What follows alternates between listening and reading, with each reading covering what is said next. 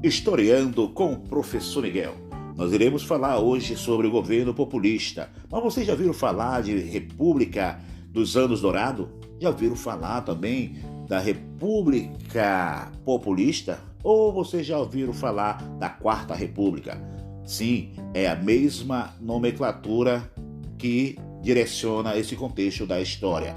Tanto República, a Quarta, tanto a República dos Anos Dourados ou a República Populista do governo populista é uma coisa só. Tudo acontece nesse contexto pós-era Vargas e que antecede o regime militar. Mas como pano de fundo está acontecendo algo lá fora também. Lá fora está acontecendo o avanço da Guerra Fria, aquelas trocas de gentileza, socialismo de um lado, capitalismo do outro.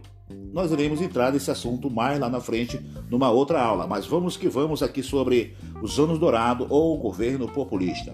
Entre 1945 até 1964, o Brasil sediou um evento importante na nossa história, que é o governo populista. Essa República Brasileira que vivia uma fase onde prevalecia a democracia liberal, com o retorno dos governos eletivos. Isso aqui é interessante nós entendermos, que o governo agora são eleitos. Do ponto de vista político, continuamos a observar as práticas populistas adotadas pelo governo de Getúlio Dornelles Vargas, o governo anterior.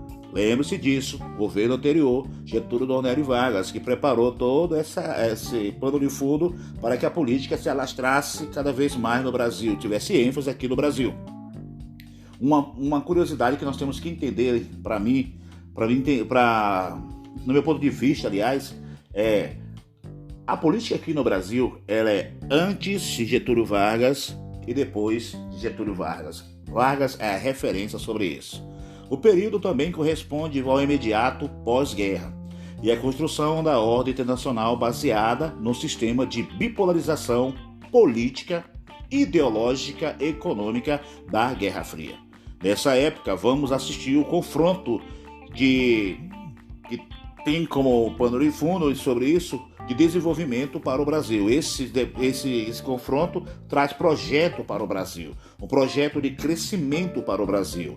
O Brasil, para se tornar um país de desenvolvimento na América Latina, dentre as propostas, destacam-se, sobretudo, as ideias nacionalistas e as ideias liberais.